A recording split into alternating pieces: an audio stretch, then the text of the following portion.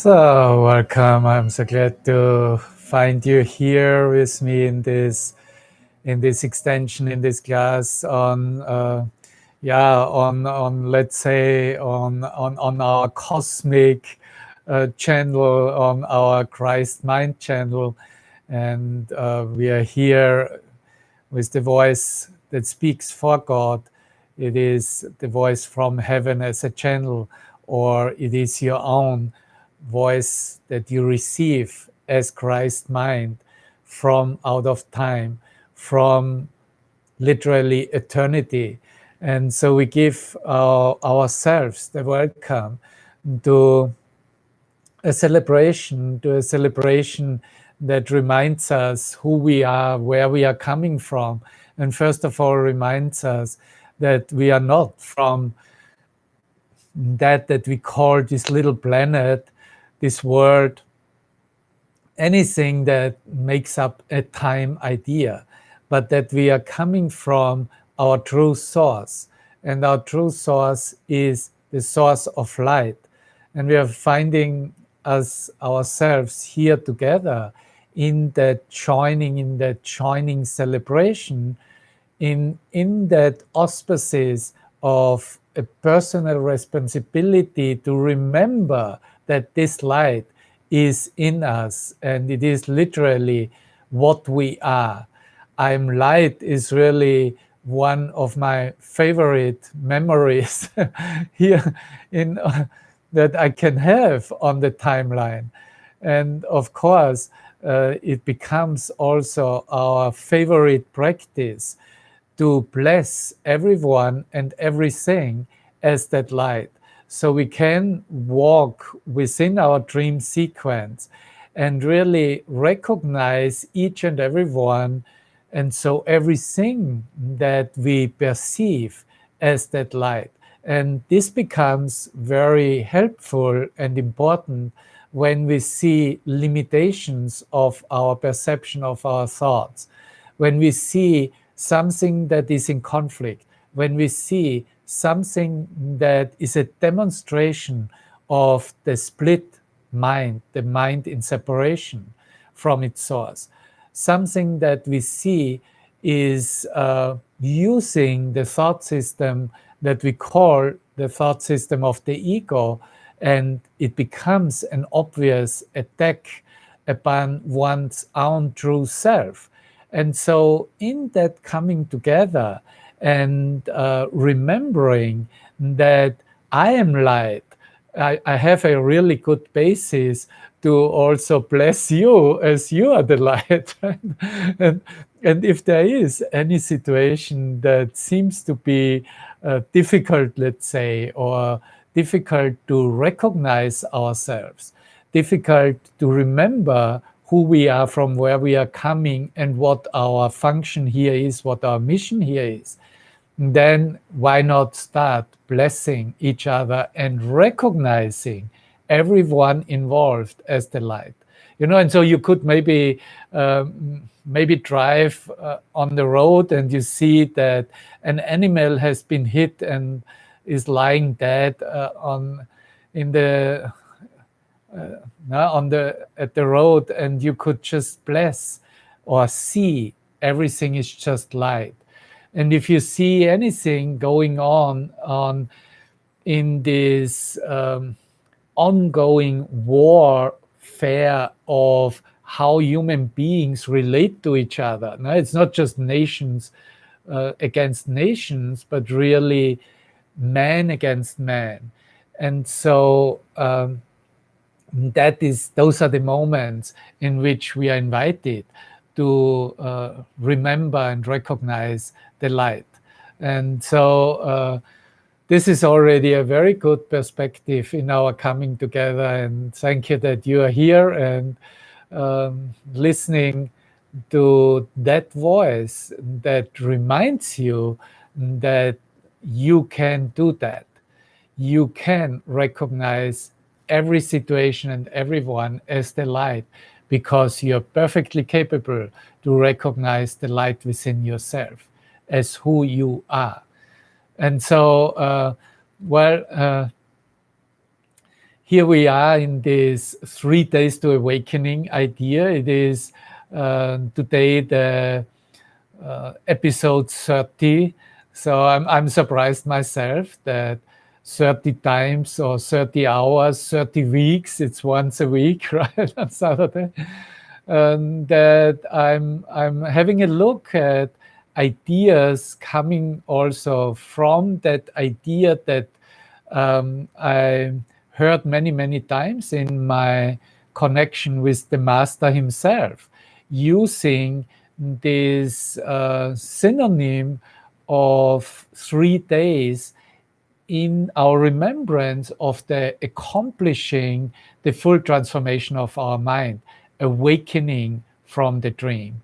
And of course, as I so many times, especially in the first 10 episodes, I was every time making a huge effort to explain that I'm not talking here from a calendar day.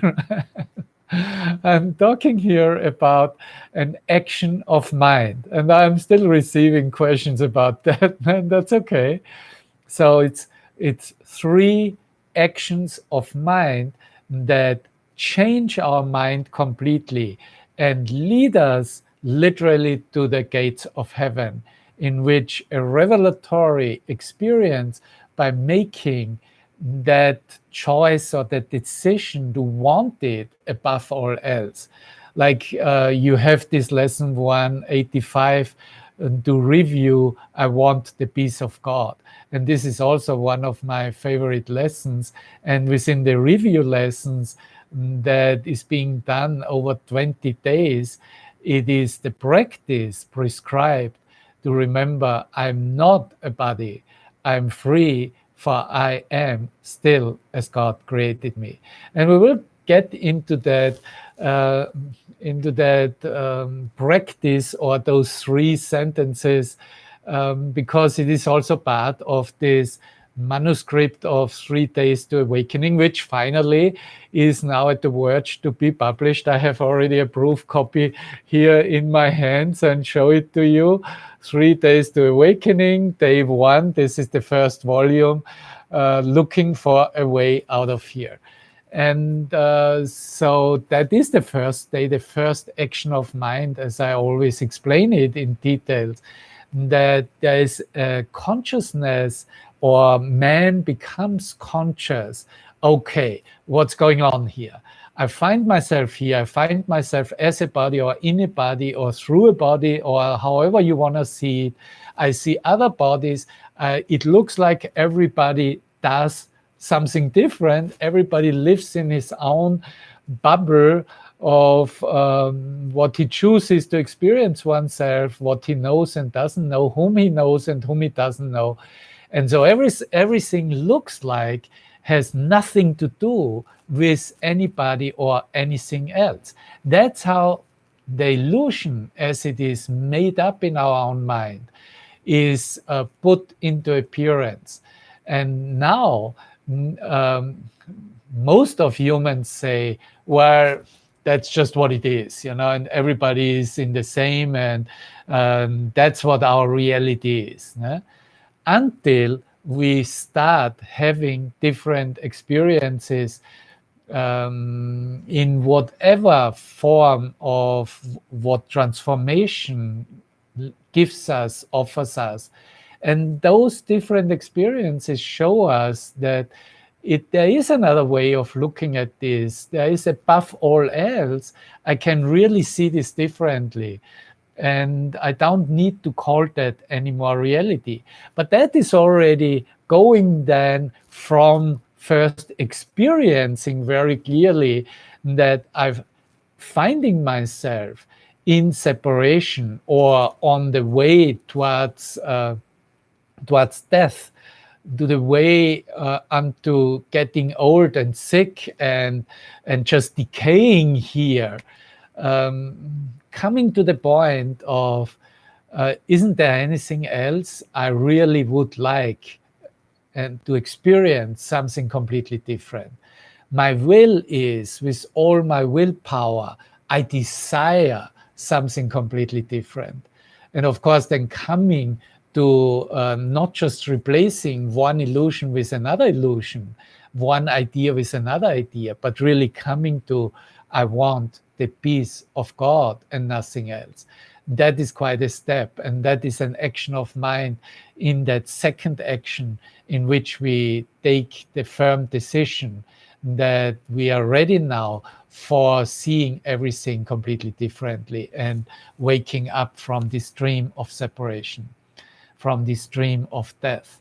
So the first day, to conclude it once more, is really feeling the separation, feeling the pain of separation, feeling the pain of loss of loved ones, of anything that is loved, no matter what it is. If you see that it doesn't persist here, that it is not permanent, that it is subject of decay and annihilation, then of course you want to have, let's say, at least a peaceful, a happier, a unifying experience. And so that leads us to what we call transformation of the mind, or awakening process, though awakening is not a process, but a revelatory occurrence in our mind. But it leads us to question our perception, to question the thoughts that are underlying that what we are seeing in the pictures, in the images that consists and makes up the world. And from there, of course, we are led, and now we are led to a possibility to access whole mind, to be with whole mind, to think with whole mind, to experience with whole mind and as whole mind.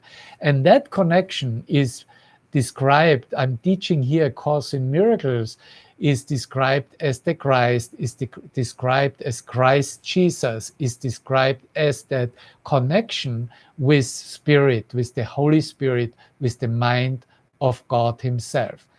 And once the individual wants that, and wants that above all else, and wants to check that out, because of course it will be first led, he will be first led into fear, into his own separation thoughts, and then standing still there, utilizing something that brings about the change of mind, as I'm teaching the workbook of A Course in Miracles.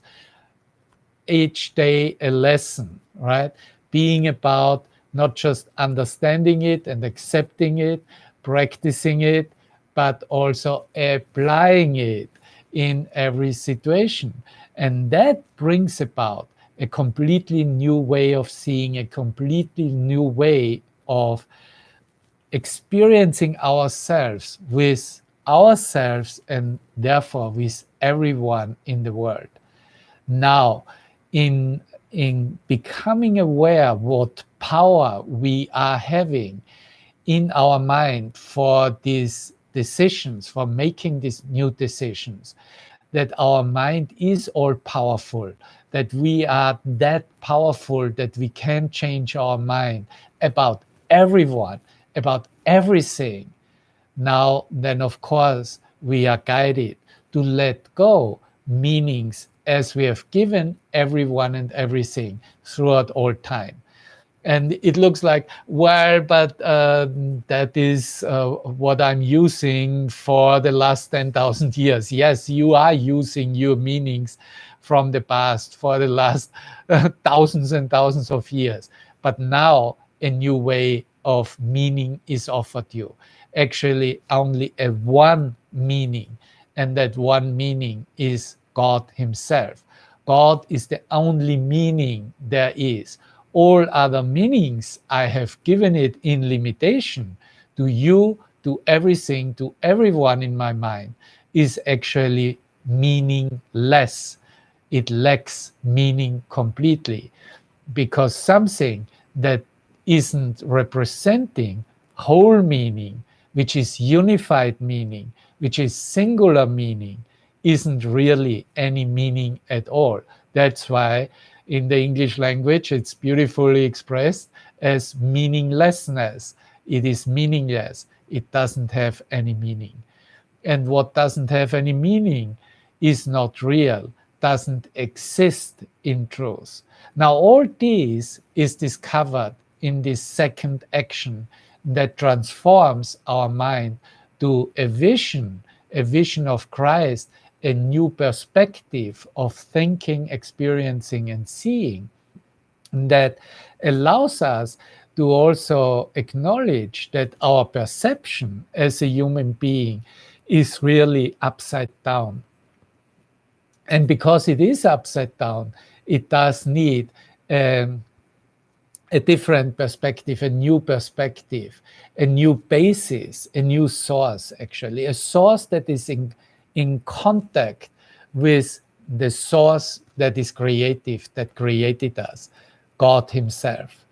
And once we are dedicating ourselves, giving everything for that, being fully determined, and literally working our thinking way and how we experience ourselves throughout the day for that change, for that newness, that new perception, and then being willing to go beyond all perception into knowledge itself. That is literally the end of the transformation of mind in every human mind. And there's the space emptied out of the clutter of all these meanings given to it all, right? And that space that opens up and is open is actually already filled. It just can't be seen as long as this clutter is still around of these limited ideas. Now, once that space is cleaned up, or Jesus calls it purification, is first needed, right? Undoing of thought forms is needed. Once that is gone, let go, replaced literally, but not just replaced, we become aware and we recognize what is already there, has always been there, is eternally there. Now we are talking about this creative light thought, that light that you can share with everyone, whom you can see, everyone you can see, everything you can see as that light. And as that light, in that light, of course, your blessing extension is also one of light. Now, this is what we were, where we were leaving it in the last episode, and where we're picking it up now in this anniversary of 30th episode. And so we were saying that whenever there is the light of an open heart, right, of that right mind and right thinking, in that alignment, right, any invitation to come, to meet, to play also has the entire potential to unfold the truth that we are one, that yourself, your mind is one and is no longer split and cannot be anything but one. And there's only this light of singular reality. There's only this creative light. That is literally God in your own mind, you as the Son of God. And of course, we do recognize that what we see as the world, as the movie, as the dream is really not. It's not just not real, it is just not there to be seen. There is no darkness where there is light. We are coming from that revelatory experience. Now, for the moment of conversion, right, as I said, this second day, and of course the conversion starts in the recognition, what's going on the first day of being in time, space, and you as a human being in a body doomed to die. For the moment of conversion, this is experienced as what previously was considered or recognized as darkness, now as darkness vanishing in light, disappearing in light. I made here in the manuscript the And then the extending thought, but the movie images do seem real to you here because you want to believe in what you perceive with the senses. See, you want to believe that meaning from the past and what you have given to everything. And that's why a lesson that reminds us that I want the peace of God and I don't want anything else becomes and is very, very valuable. Yeah. So why else would you choose to see anything here, in time space, in your dream? You want to experiencing it as something that seems to be real, or where you can tell yourself, this is my reality, or this is part of my reality. But it is this ego I, who has created, or better made up and experienced these images. Yeah? Sometimes they seem to be of no concern, like distant ripples. You have to see like these ripples on the sea. In other moments, they're emotionally charged, like the nearest breaking waves of the sea.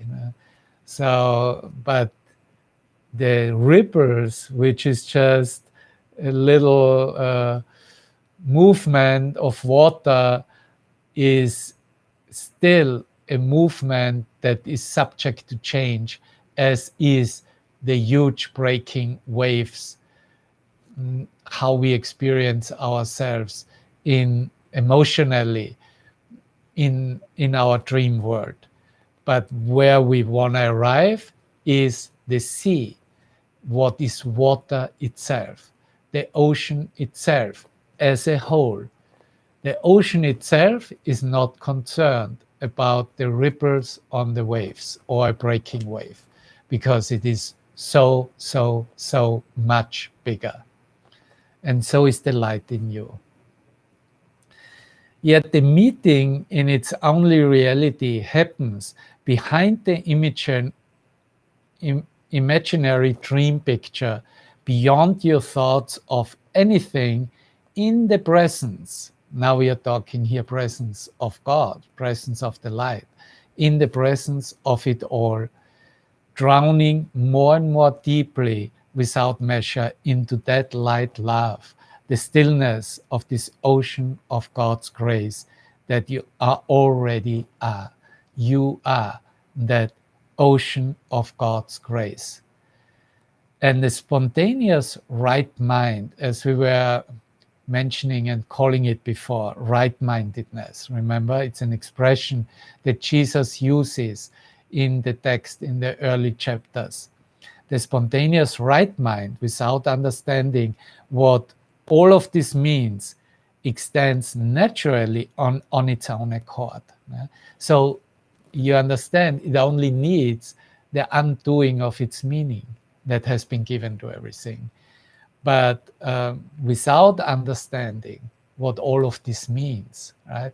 To keep that space, to keep your mind open-minded. You don't give it a meaning from the past. You extend the truth in all ways, in doing or not doing. It's the same thing. It doesn't matter, because it's about that extension of creative thought. So here are some an example of a paragraph from chapter 11, the 6th section, first paragraph. Perceptions are built up on the basis of experience, and experience leads to beliefs. It is not until beliefs are fixed that perceptions stabilize. In effect, then, what you believe, you do see. What you believe, brother, you do see. And that is what I meant when I said, blessed are ye who have not seen and still believe, for those who believe in the resurrection will see it. Those are words given by Jesus Christ in chapter 11 of the textbook of A Course in Miracles. That is what I meant when I said, blessed are ye who have not seen and still believe, for those who believe in the resurrection will see it. So by having the need to fulfill their needs out of a sense of lack, humans become attached to what they strive for. Attachment is what having interest in the results of their thinking is. And you know that very well. Now, if you have an interest in the result of your thinking, you are already attached, no matter what it is, because you're already in a sort of relationship with that idea. And whatever object they may be interested in here in this world, the result will be either pleasure or pain. And we were talking about that already, and the one comes with the other. And this is also very well explained in the workbook lesson 190 and in other lessons. But it is interest in a complete alternative to this world that will bring an out-of-time experience. Do you want an out-of-time experience? Or are you okay with your limited experience as a human being in time, space, and in separation, and perceiving everything in limitation? Well, if you're listening to me, of course, you want it, and you're ready to remember, to experience it moment by moment. A mind that still believes in sin also believes that it is here, that it is in a body, and experiences pleasure at the cost of pain. Pleasure at the cost of pain. You hear that? Yet you will not feel the pain behind the pleasure when you call pain a pleasure. And that is what most human beings do. You can already feel the pain that is seemingly the pleasurable, wonderful, entertaining experience. And it is considered in the consciousness, in the mind, conceptually. That pleasure is called, the pain is called pleasure, right? But call pleasure pain, and it will hurt. Human beings mainly desire pleasure to relieve the suffering they see. And why are they doing it? In order to stand the pain of the world that they always felt. To desire pleasure, to relieve the suffering that is surrounding us, that is part of the objective reality of the perceived world. So both come by liking and disliking. If you strive for pleasure, pain will be there, and vice versa. Any result that is of this world is limited and not permanent. It can but only be an object or state you experience as separate from you, a sort of separation from God. And this is the primordial pain, separation from God. That one pain, the one pain that is actually in all pains, small or huge. It is the thought of separation from God. And to have an interest in any result of this world means to be also interested in sense objects, images, and therefore an objective perception. Somehow the result must be perceivable, otherwise it is not considered a result. So senses must be there that you believe allow you to really see or hear or touch a result. With the senses, so also the body must be seen as real. This is what the loud voice of pain demonstrates to attract attention and focus on its own illusory nature. But the simple lesson to learn is, now let's focus on that, because it is actually a simple lesson. This body is purposeless. And you want to find it right away as an experience while you're listening to these words. This body is purposeless, and it does not know. The body doesn't know. The body doesn't have a wisdom on its own, as it is always expressed. Your body is not real. You can only think it to be an image of yourself. That's a thought that is made up. The Son of God is free. This is a cause in cause and not effect. You are the cause of what you see and are forever God's effect. So that makes God, of course, the only one singular causation of you and of everything. You are forever God's effect, who has created you perfectly as you have remained. There is no such thing as a body. It's really just a made up thought, a hallucination in our own mind. Neither are there really stages of learning or attainment. That's how esoteric knowledge is passed on. It's always put there as you would attain a state of liberation, attain enlightenment, attain awakening, however you want to experience it, attain holiness. No, neither there are really stages of learning nor attainment. Neither either you imagine you are a body or yourself, your true self, is recognized as spirit. So here is the practice that we are also in our review lessons during this time when you have started the workbook lessons of the course by the beginning of the year.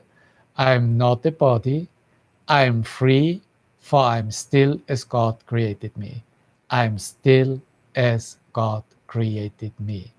And with this experience, I see myself, my true self, everywhere as the light of the world, in all the bodies without exception. Because then everything, every object of the mind is seen as the body in which you can recognize the light and extend the light, as we were already starting to practice it in the beginning, and have that as part of the blessing that we share. But it is not possible to see the true self with the body's eyes, because eyes, ears, and feelings are not God's witness. And that is a correction that each aspirant for transformation of his mind needs to accept. Because, of course, it is very attractive to see something and have perceptions and visions and whatever. But here I make it very clear for you. Yeah, it is not possible to see the true self with the body's eyes. Eyes, ears, feelings are not God's witness. The body, when seen as a light body, an incorruptible body, is a divine learning device for the discovery that the joining happens in one mind and nowhere else. And this one mind is your mind. And so to see yourself as the light body, or to see the body as the light body, is by thought. It is really Christ that is seen invisibly. Yeah, the invisible light that comes from Christ is really what Christ is. All that is seen as a light of some frequency is already an interpretation of it. It serves the body again, it serves as a vehicle for communication as long as you have use for it and nothing more. And just be totally attached to this light experience. Now, since in the human experience you're anyway attached, no?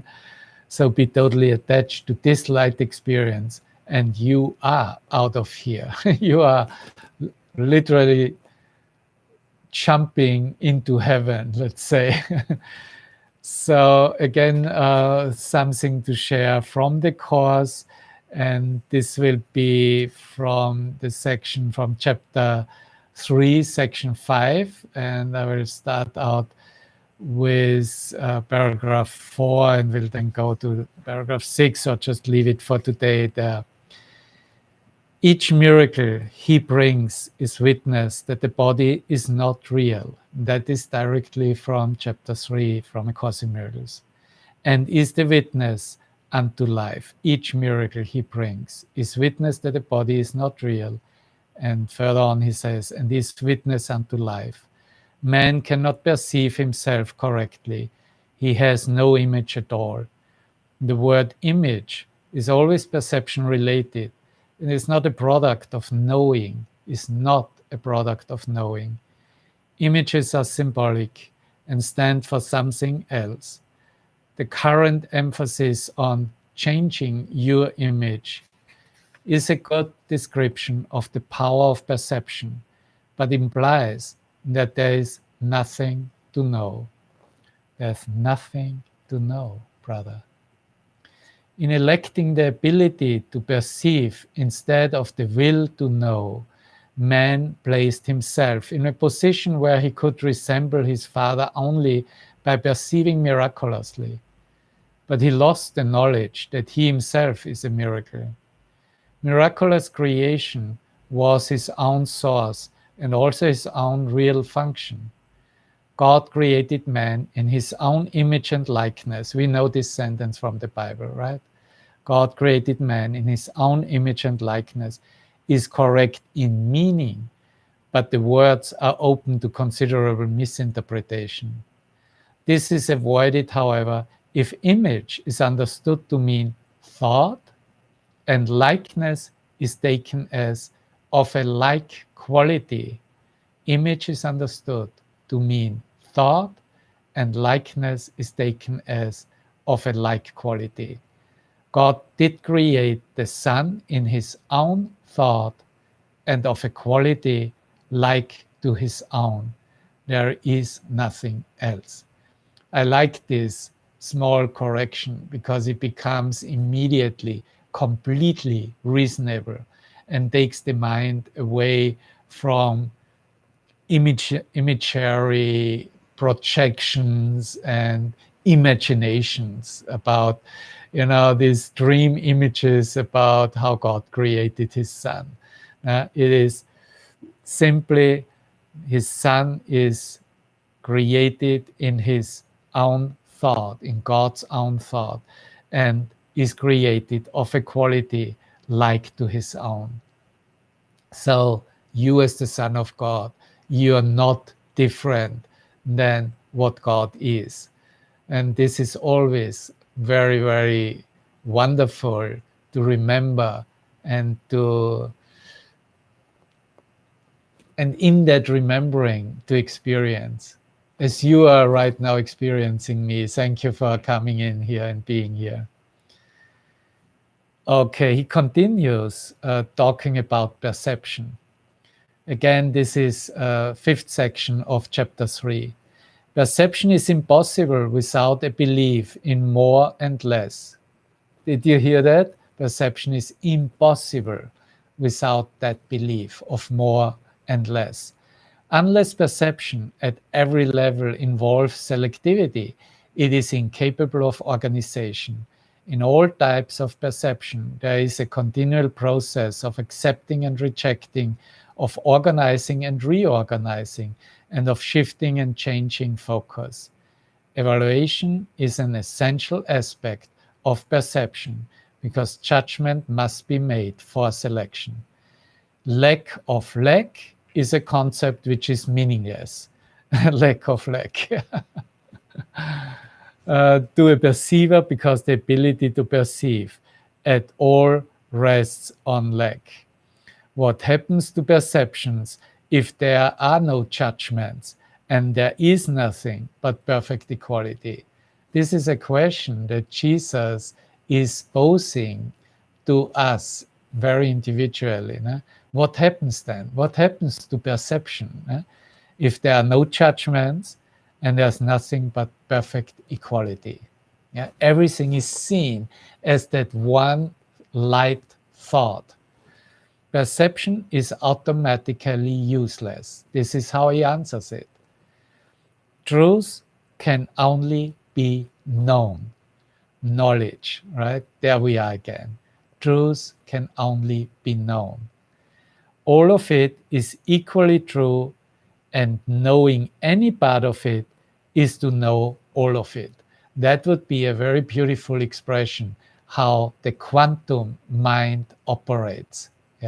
How in that experience of looking at a hologram, a holographic image, where each part contains the information of all parts. And this is exactly how we express it with the Course in Miracles. All of it is equally true. Knowing any part of it is to know all of it. Only perception involves partial awareness. Knowledge transcends all of the laws which govern perception. Partial knowledge is impossible. It is all one and has no separate parts. For example, the parts have not separated. This is the real knowledge. You who are really one with it need but know yourself, and your knowledge is complete. To know God's miracle is to know Him. Forgiveness is the healing of the perception of separation. Correct perception of each other is necessary only because minds have willed to see themselves as separate beings. And you see, this is where we are coming from. And that's why a lesson like I want the peace of God is so valuable. Yeah? Because we are coming from a perception in which or from a thinking and a will assertion in which we wanted to see and to experience ourselves as separate beings. Now, I'm reading here from the Urtext manuscript from the Course in Miracles, the original version. So I'm not sure if every sentence is also in the edited version. And here comes already a word that has been edited in, and the word is soul. He uses in the Urtext manuscript the word soul. And here he says, each soul knows God completely. This is the miraculous power of the soul. The fact that each soul, but soul is capitalized, right? So it indicates we are talking here, though he says each soul, but soul is still in the one knowledge, and it is one. Yeah. Each soul knows God completely. This is the miraculous power of the soul. The fact that each soul has this power completely is a fact that is entirely alien to human thinking, in which, if anyone has everything, there is nothing left. There's nothing left. God's miracles are as total as His thought because they are His thoughts. God shines in them all with perfect light. If they recognize this light anywhere, they know it universally. Revelation cannot be explained because it is knowledge. So we are reading here somewhere in between paragraph 4 and 6. Revelation cannot be explained because it is knowledge. Revelation happens. It is the only really natural happening because it reflects the nature of God. Oh my God, what an expression, isn't it? Well, I'm going to leave it for today here with, might continue in the next episode, also with the chapter, but this is completely mind-blowing. Revelation cannot be explained because it is knowledge, and revelation happens. It is completely natural. It is the only natural because it reflects the nature of God. And if it reflects the nature of God, since you are in the like quality created, of course, it is yours too. And for revelation, it just needs a readiness of the mind to no longer hold on, as we started out, to all these meanings given in limitation, to an objective reality, to a world made up literally. And once we are willing to let go, to let that be undone, to let it be replaced, to let it be corrected, that limited thinking, those meanings given to everything that has made up our world, then be ready for the ride of your life because there's only light that is gonna be given you, and you just explode into more and more light. And more light, of course, means to love more and extend that love, be fearless about that love. And this is really what our relationship is. It is a fearless love that we share with each other, because in fear, it just covers everything, and then it's just put on again some meaning from the past. And we don't want to do that anymore. So I'm super, super grateful of seeing you here, meeting you, or knowing that you are interested in that message, and not just interested, but are really about living it and applying it, and becoming in your own way that extension of the truth. That is your choice for being a teacher of God, because to be a teacher of God is just determined by our own decision, by the choice that we take. And I know you took that choice. I know that this is all you want for yourself, is the truth and to share the truth. So blessings to all of us. We are preaching to the choir. And yet maybe there comes once in a while a mind who listens to such a podcast or such a video, and and is then just really enchanted about, oh my God, thank you so much, thank you, this is awesome, this is what I was looking for my entire life, and here it is. And I'm so, so grateful that there's a guidance given, and there's literally a line, a staircase extended towards heaven, towards our source, towards that remembrance. Okay, I don't need to stay here in the dream in time space. It is beautiful, isn't it? And the blue sea and everything, but it is still a dream. It is still a complete illusion, and it is just subject to constant change. So now I'm willing to experience the unchanging and unchangeable. Blessings, my brothers, blessings. I recognize you as myself, and I love you beyond description. Here is still a few sounds to finish up here. You have a most, most wonderful evening, day, wherever you are, whenever you join in your mind with his mind. Thank you.